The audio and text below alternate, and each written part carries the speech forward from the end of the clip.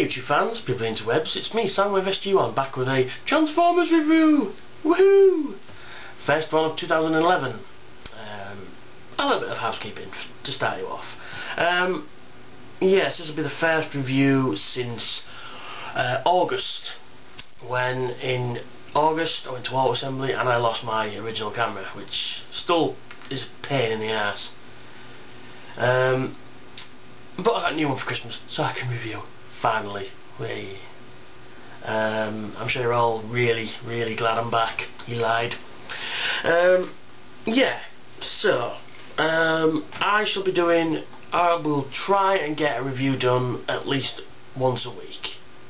You know, maybe twice a week, depends how I feel, even twice a day. But generally I will be, you know, see if I can get one as often as I can, really. If you have any requests, please feel free to message me, put it in the the comment box of what you'd like to see. Providing I have the figure, I shall do the review. However, if anybody else wishes to send me stuff to review, such as iPads and iPhone 4s and anything else of that technical nature and such, or anything for free, send to me for free and allow me to keep it, I shall review it for you. But anyway, right, on to the review. G1 Galvatron. Now this, as you can probably tell, is the 2005 reissue of Galvatron. But I'll get onto that in a minute. Firstly, his function is City Commander after leader of the Decepticons in 2005, which is 7 years ago. 6 years ago, sorry. 6 years ago! Jesus! Where does the time go? Holy crap sauce. Anyway, his motto: power is everything, defeat is absurd.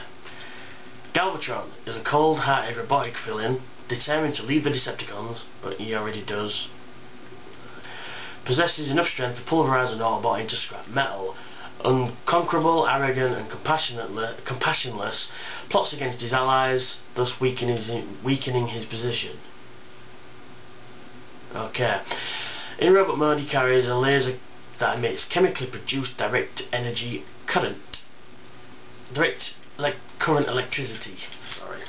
So he fires, it goes boom. Killy Granny, as Ray says.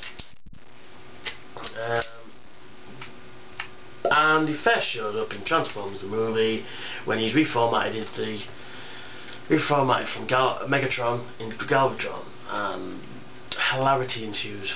And basically he goes off on the behest of Unicron to destroy the Matrix of Leadership, the one thing that can destroy him, yada yada yada. We know all this before, and yeah, there we go. He's in the comics, does stuff. See, I'm going to be reviewing comics when I come to them, and it feels like if I'm reviewing a toy, you don't really want to know about the comic stories. You're looking for this, not the comics. When I get around to reviewing comics, then I'll tell you the full story of Galvatron and things. So anyway, yes, and here he is in his canon mode. Now, like I said earlier, this is the 2005 reissue of Galvatron. Now, I thought this was the E-Hobbies one. It isn't. The E-Hobbies one is the normal coloured one. The original toy coloured one, the grey and stuff. But I wanted this fella. I got him at auto assembly, one of my many purchases at auto assembly. He is badass, I love him. He does have some sound effects. He has this one, and it does light up. Just bear with me 1 second. I'll turn this light off.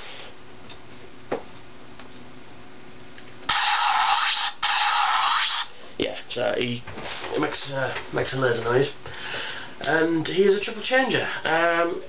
Yeah, so that's all this canon mode kinda does, really. yeah, so I'll take him into his gun mode, which, pull that down, flip the shutter, spin this round, take this section in this section in the middle, so I can get it all straight, because I'm doing it on camera, it's all falling apart. Just that section down, straight into there, which becomes like the laser sight. Turn that round. Let's see how I'm doing it. I ain't transformed this far in ages.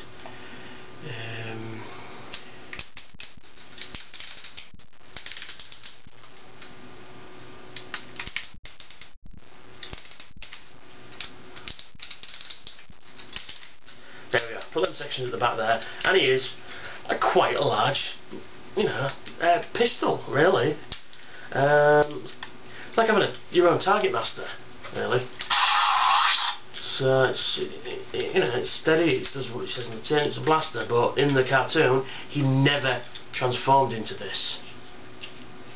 Not once did he transform into this. Now I can see the Hasbro having the idea of, because Megatron transformed into a gun, Galvatron could transform into a gun as well.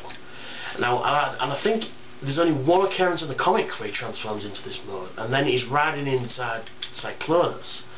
This was in Target 2006, I think the story is. First Wrecker story. I'm sure of it. Yeah, I think so, yeah. But anyway, yeah, that's his laser pistol, and he does. Now, I'm going to take him to robot mode. So what we do now is first of all, we remove this from the top, then we twist this whole section around again, then we pull his legs out, what will become his legs, and we separate them like that. Then we take his feet out the bottom if they want to come out. No, they don't for some reason. There we are.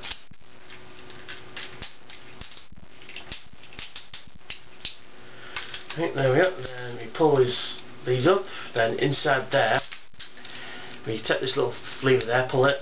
His little fists come out. Sending it to this side. Equal fists. Then we take this section. Oh shit! You can tell I'm doing this on camera, can't you? Take this section when it comes. There we go, and folds up there. And for the money shot, there he is. And then we just put this behind his back.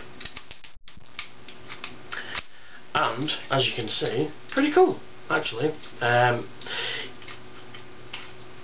It is really cool. I do love this figure a lot. His head was retooled from the original as well, but only slightly. It's not a major retooling. He just comes with some guns. He comes with this section, which is quite hard to find in an original, which just spots on his arm thus. Take this bit, stick it in there, and he's got his particle beam laser cannon. He also comes with this gun, which I've never seen him use ever in the cartoons or comics, but he can hold that, which is pretty cool. So he's armed to the teeth, and he does come with this. Now this is one of the selling points for me. This, he comes with a matrix. Now the matrix can fit over his head, and like he does in the movie, carries around the matrix, which is pretty fucking cool actually. But the only problem I've got with it is this beautiful painted on Decepticon symbol is right underneath where the matrix sits.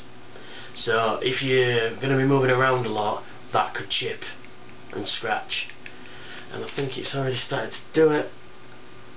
No, it's not too bad actually at the moment, but still I'm kind of worried about that little bit. So yeah. Anyway, onto the sound effects. We've already heard his and his eyes light up in this mode as well. Let's just turn that off. His eyes light up. Now there's a slider switch just there in his back. Now that's in one position. Turn it to the middle section, and then you get this noise, which is the best noise a Transformer should make.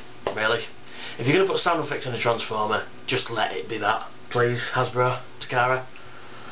And he does have some voice as well. Now this is obviously the Japanese one, so here's the Japanese voice, and he had several different phrases. I think it's 6.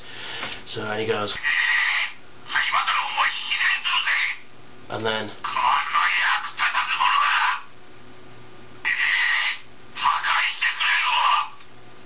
and then transform, and then of course I think that's it. No, that was another one. I think this might be the last one. No, that's it. So he's got a few different things. Now the eHobbies version has one different sentence. Now I don't have that one. I might get it at this year's Auto Assembly. To be honest, I can't remember what it is, and it's in Japanese. I have no idea what he's saying apart from transform, which is obviously transform. But yeah, this fella is fantastic. He is just so unbelievably cool. You've got to have Galvatron in your collection, really, in your G1 collection. He does have a functioning roof sound on there. Let's see if it works. Yep, there it is, working really well. You're not going to pick it up on that camera, but there you go. But yeah, he is fantastic. He is a really cool shelf piece. He stands fantastically well next to my G1 Scorponok and Bruticus and well, on my G1 Decepticons. Towers over most of them. 2 big Scourgeons, 2 bad Scourgeon Cyclones aren't very tall. They're only about, then you come to about here on him. Which is a bit of a shame, but still, he is a fucking badass figure. Very simplistic transformation. Oh, I forgot to do his articulation.